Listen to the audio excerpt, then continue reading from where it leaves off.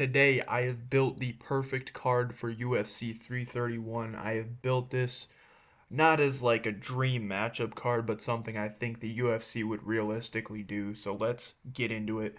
Just the main card, 5 fights, let's go. First off, Bia Mesquita on a roll right now, dude. One of the best jiu-jitsu practitioners in the UFC, WMMA wise, versus Luana Santos. I think this is a really interesting matchup. Obviously, Bia Mesquita is one of the best jiu-jitsu competitors ever. World champion in BJJ. Um, she's still early in her career, so the striking and cage experience needs to be developed more. Luana Santos, on the other hand, she's more experienced, better, very well-rounded fighter, I would say. Really good Muay Thai, good wrestling. She's dangerous on the ground, but Bia Mesquita's a lot more dangerous with the submission that she poses. So, how I think this fight goes in round one, Luana Santos comes out throwing leg kicks and combinations, trying to force Bia Mesquita to strike with her.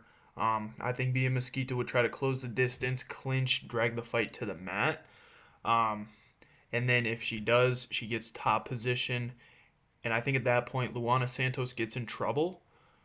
And I think there could be a finish there, but I think with the experience of Luana Santos, it goes farther. This is a big step up for Bia Mesquita, man. This is huge, I'm putting out there. But I think the people would want to see this fight. This is a really good fight. If you don't know ball like me, like I know ball, dude. I know ball. I think this is a good fight to make.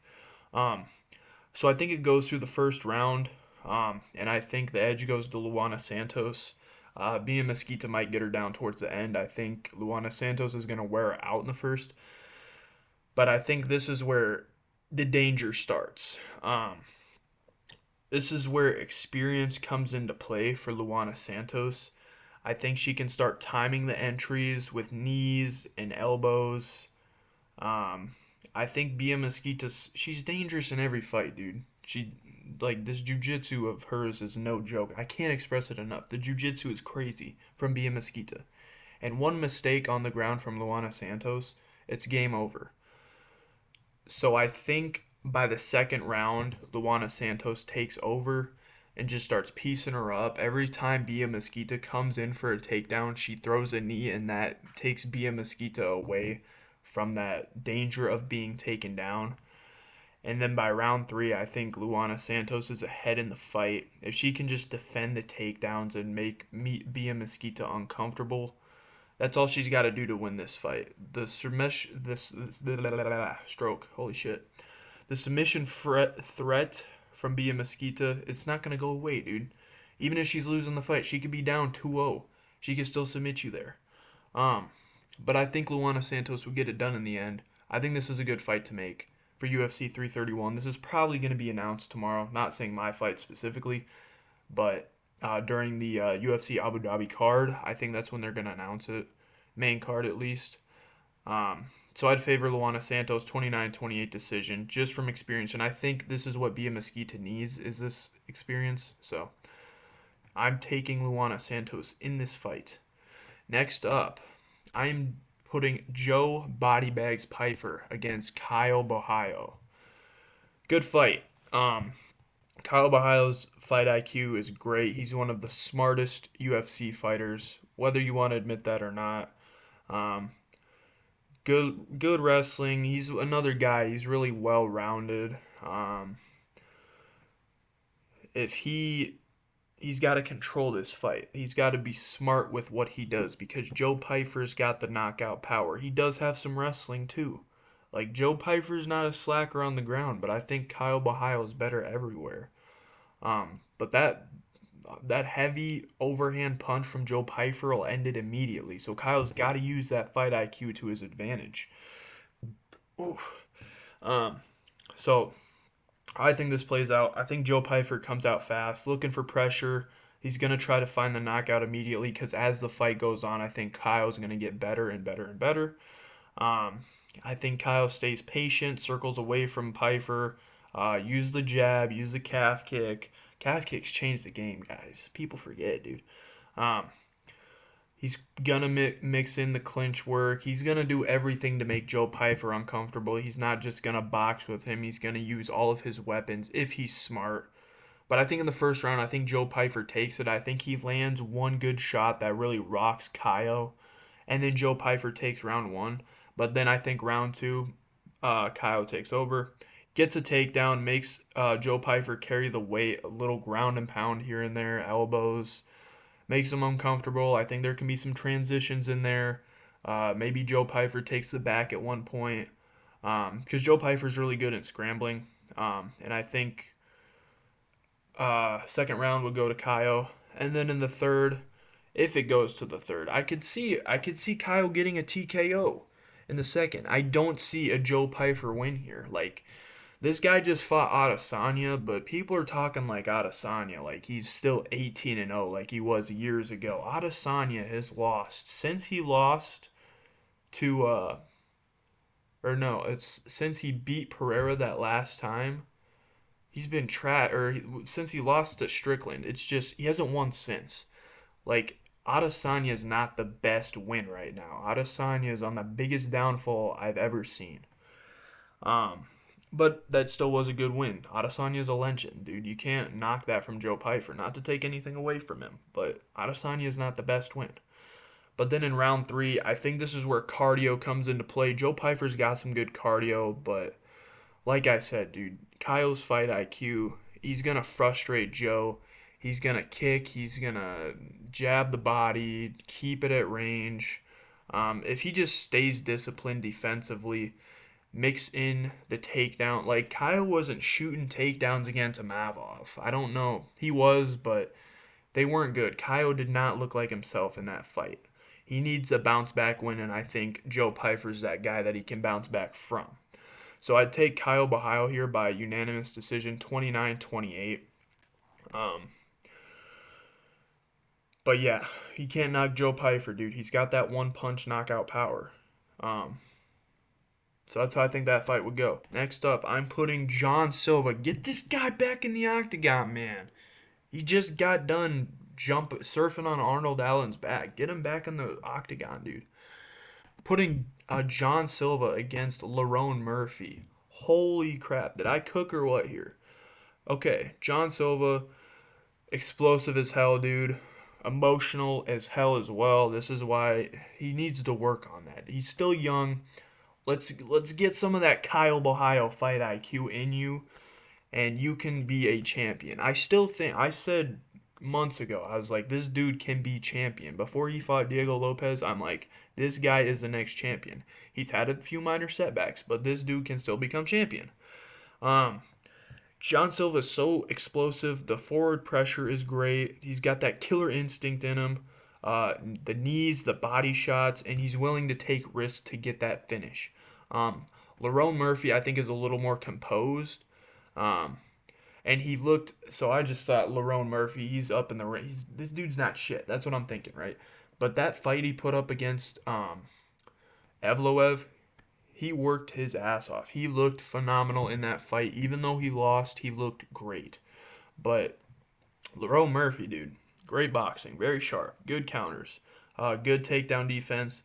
He doesn't get into the wild exchanges, and that's where I think this favors John Silva a lot, because John Silva is good in those wild exchanges, except against Diego Lopez. But we're not going to talk about that.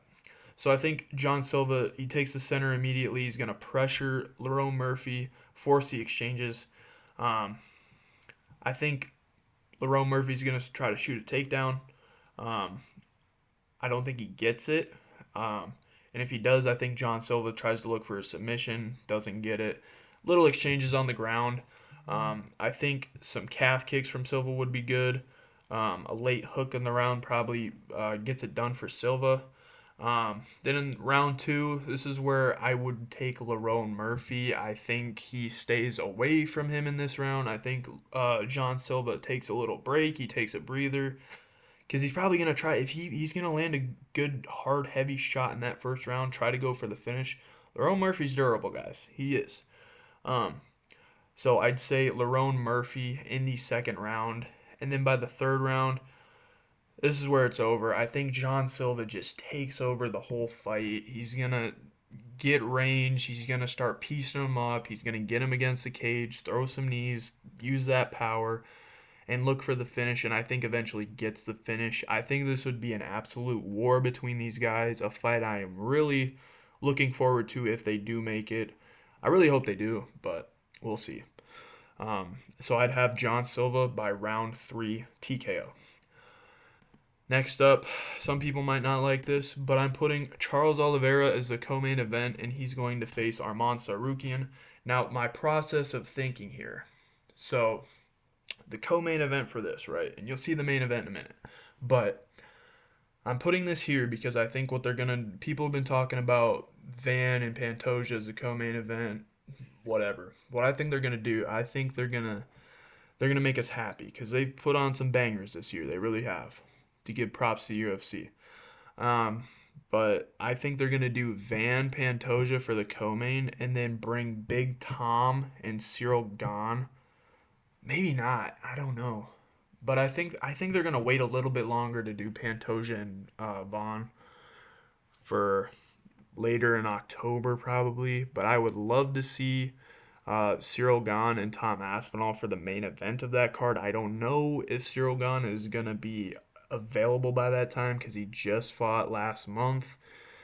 But we'll see, dude. Maybe he wants to make a quick turnaround. I hope so. Could be looking at sometime in December, though. I know Tom's eager to get back into action. I've been watching the vlogs and stuff, and he's looking like he's ready, dude. Cyril Gahn, though, I don't know. But Cyril Gahn would lose anyway. Anyways, let's get back to this fight. Charles Oliveira, Arman Tsarukyan 2. Banger of a fight. We seen it once. It was close. Um, it's hard for me to pick against my GOAT, dude. Um, Armin's gotten better. Charles Oliveira's also gotten better, dude. People forget, dude. Like Charles Oliveira is like 15-3 since 2018. This dude has lost to Ilia Topuria, Armin Tsarukyan, and who else did he lose to? Makachev. Like he's lost to the best in this sport, dude. But dude, Arman Tsarukyan, I love the transitions from Arman Tsarukyan, dude. He is so good on the ground. He's super athletic. This dude's flexibility is nuts. Charles Oliveira's getting old, dude. Look at him mog like that, though. He's getting old. The hair's going, dude. The hairline's getting rough. It's getting rough, dude, for Du Bronx. Um, Taking bias out of this fight, I would take Arman Tsarukyan. I think this would go to decision. I don't. Do they do? Is it a 5 rounder for the BMF? Yeah, it's got to be a 5 rounders for a title. So, dude, I take Arman Tsarukyan in this fight. I think Charles Oliveira. It's gonna be similar to the last fight. I think there might be more standing than there was in the first fight, but so I think in the first round, I think that's where Oliveira is going to be the most dangerous. I think Armin's going to shoot in. Charles is going to jump the guillotine, go for the take or go for the submission immediately. I think they're going to hang there for a while. Armin's going to get some ground and pound on there. Oliveira takes 1, then 2. I think Armin's strikes with Oliveira for a while. Oliveira throws some elbows, some knees in the clinch, some good striking. I think Armin takes him down, some more ground and pound. Armin gets 2. And then third round, I don't know. I see this is hard, dude. I'm not gonna go through every freaking round for a 5 rounder, but it's tough for me. No bias involved. I'm taking Arman Tsarukyan by decision. I don't think you can finish a Dan Hooker. Dan Hooker's washed. I don't think you're finishing a Charles Oliveira. He's just too good, dude. He just is. He's older, but he's still got it, dude. Unk still got it. And the striking, I feel like, is still getting better with Oliveira. But Arman Tsarukyan's young, dude. He's getting better everywhere, dude. So I think this is a really competitive fight. I would favor Arman Tsarukyan by decision. 5 round fight would be amazing. We wanted to see more when this first happened. So I'd take Arman Tsarukyan probably 48-47. I think it'd be a close fight again, but Arman would overall get it done. Now, bias involved. I'm taking Oliveira by round 2. Say Darce, dude. Taking Oliveira by Darce. But there's hoping, dude. You can't mess around with Charles, bro. The submissions are unreal, dude. If he gets to Sarukian's back, dude, he's choking him out. Like he is choking him out. That dude is just he's crazy when he's on your back. Like there's no getting out of that. But I also thought he was gonna choke Max out in the first, and he didn't. So I don't know, dude. I'm taking Arman Sarukian by decision, 48-47.